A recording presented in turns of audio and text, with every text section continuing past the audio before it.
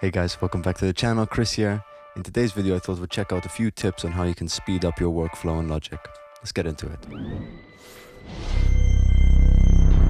Just realized I don't actually need the headphones for this one, but here we go. So diving in, this is Logic, if you're familiar with it. Hopefully you are, because this is what the video is about. So to get us started, I thought I'd show off some points on how I like to speed up my Logic workflow, mainly revolving around shortcuts, but there's a couple of hidden tools that you can use that personally I find really handy to use. So to start this off, I'm going to start with the letter T. When you press T on the keyboard, you can see you bring up all of these options, and you can see all of these options actually have a corresponding letter next to them. So these are your tools that you can use when you're editing in Logic. Say if I wanted to use the eraser tool, I could either click on it or I could press T, E, and quickly access that tool. And you can see it changes up here. As well, you have your secondary command. Now we'll get into that shortly, but really quick, you know, you can see some of my favorite tools I like to use: the eraser, the scissors, pencil, zoom, fade tool. So, you know, as long as you remember the corresponding letter, TT, TA, TG, they're all very easily accessible. And so alongside that, you've also got your secondary tool, which in this case, I've got the Marquee Tool selected, which is very good because if you hold down Command on your keyboard, you have access to that tool. As you can see here, it's just swapping between the two of them. Now, to go alongside this, I actually don't really use the secondary tool anymore because I use a feature that you have to find in the preferences. So if you look inside the preferences of Logic, you can find that in Logic Pro setting and click on any of these, but you go into General, or my favorite way to access it is just Command and comma. That's just the general shortcut for preferences in all Apple software. And you go into General, Editing, and then here you can see you've got Fade Tool click zones and Marquee Tool click zones. Now what I really like about this is it's very much the Pro Tools way of working, where if you look at a region, say I've just got this piece of audio right here, it's got 4 corners and each corner kind of relates to a different tool you can use. So bottom, left and right now become just your trim tools, as so, and then your top, left and right become your fade tools, which is very convenient. If you do have numerous audio regions, say something like this, you know, you can always select them all, Command A, or just select as so and go into more and do your fades from here. That's also quite an efficient way to apply fades to everything. But personally, I'm quite a fan of at least having the fade tools available straight away, so I can just go in, I can quickly do crossfades or whatever it is. Works really efficiently. But alongside that, now you've also got this Marquee tool that's kind of always there, but it only appears on the bottom half of this region. If this is your track, the top half will be your main tool, and then the bottom half down here will be your Marquee tool. So as you can see, now I can just instantly access this without having to press any additional buttons. And so if you're not familiar with the Marquee tool, what I find really convenient about it, obviously you can make selections. I can do this, I can delete, I can actually select from anywhere, and I can just click and drag out bits of the region. I can go, I can copy, and I can paste it elsewhere. If I have this length selected and I do Command R, which is another good shortcut to remember, which is to repeat, you can repeat the actual length of that selection you have.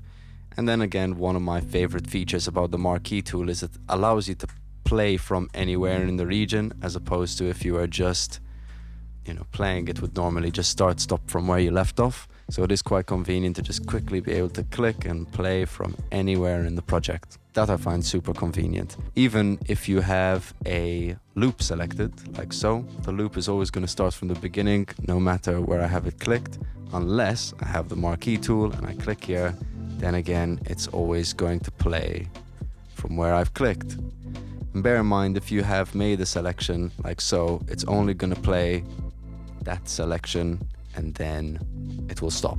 So it's really convenient. The Marquee tool in particular is one that is really important, and I would really use that in your workflow as much as possible because it will save you plenty of time. But yes, also remember that Command R, that is to make repeats. I thought it was Command D to duplicate, but clearly that actually duplicates your tracks. So it's good to know the difference between the two. If you're making a new audio track or a MIDI track, I use my thumb for this one. Command and Option together, and A is an audio track, S is an instrument track. So if you need to make a buttload of audio tracks,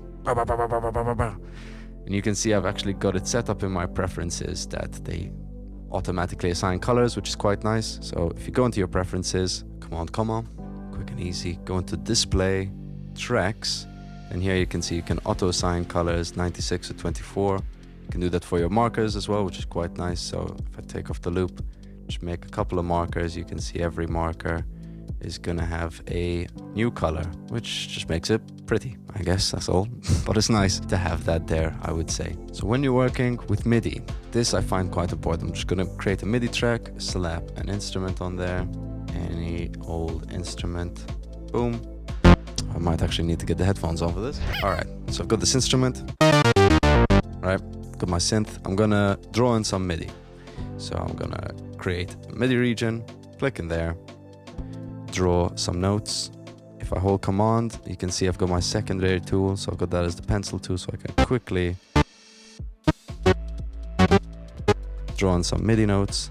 Now, if I like this, again, I can select it all, repeat, and you can see it's pushed it onto the next bar, so I can have 4 bars of this.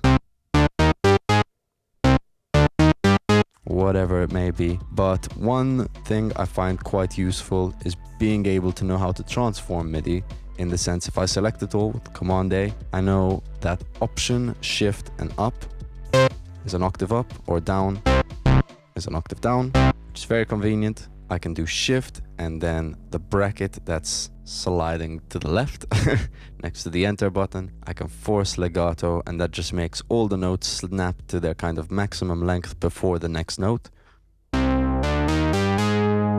which is very convenient, again saving you a little bit of time. How I look at these is every time you're kind of using one of these shortcuts, you're just shaving seconds off your workflow, but over, you know, hours of production, that could save you so much time in the long run. So it's really convenient to have these memorized. So I'm just gonna pick a vocal quickly off Splice and show you one of my favorite shortcuts for trimming off the gaps. Now I could go through and go in these gaps with the Marquee Tool and stay deleting all of these gaps or whatever, that's fine, but you know, this is gonna take me a little bit of time. So I could go in, click on this region, Control X, that brings up strip silence basically.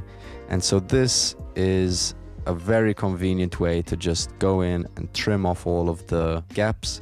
You basically set your threshold where you're roughly selecting all of the individual sections of your audio, and then the minimum time to accept the silence is what you'll be nudging to kind of get rid of any of those bits that you don't actually want to cut off. And then you press OK, boom, it's done. All of that trimming. Obviously maybe this bit I'd want to pull back. Whenever you do this, it's convenient to go in and just make sure you've done this appropriately. Select everything, add your fades, boom, boom, and then you're done. You can move on to the next step. Naming your plugins. Well, not necessarily just naming your plugins, but actually creating a bit of a library for all your favorite plugins to live in. So in my case, I've created a couple of folders here, and I've put an underscore at the beginning of them so they show up at the bottom of the plugins list and they're not all just mixed into these. And so I've mainly got a couple by manufacturer because I quite like to see some of the manufacturers, and it makes it really quick and easy to dive in and see which one I want in particular. I've got some which are my favorites, some which are just cool random effect plugins, and then this which is instruments. And again, I put a Z at the start of that just so it sticks it all the way at the bottom. I'm not getting it mixed up with anything else.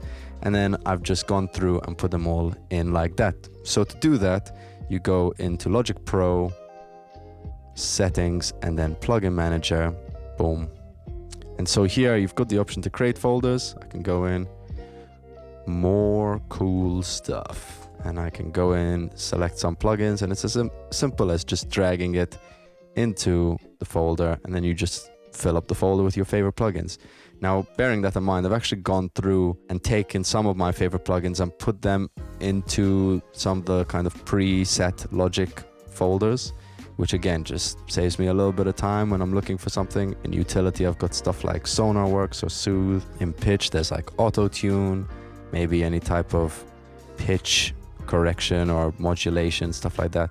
And then here you can see I've also custom named a couple of the, for example, auto tune. I've just shortened it to 80, which makes it very easy to read. I'm not like having to sift through these long ass names. Yeah, just saving me a little bit of time at the end of the day.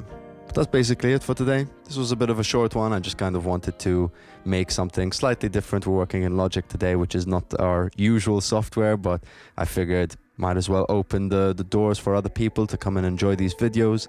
If you enjoyed this video, please let us know in the comment section below. I'd really appreciate that. And also feel free to like and subscribe. The support really helps. And thank you to everyone who's done so already. I really appreciate that.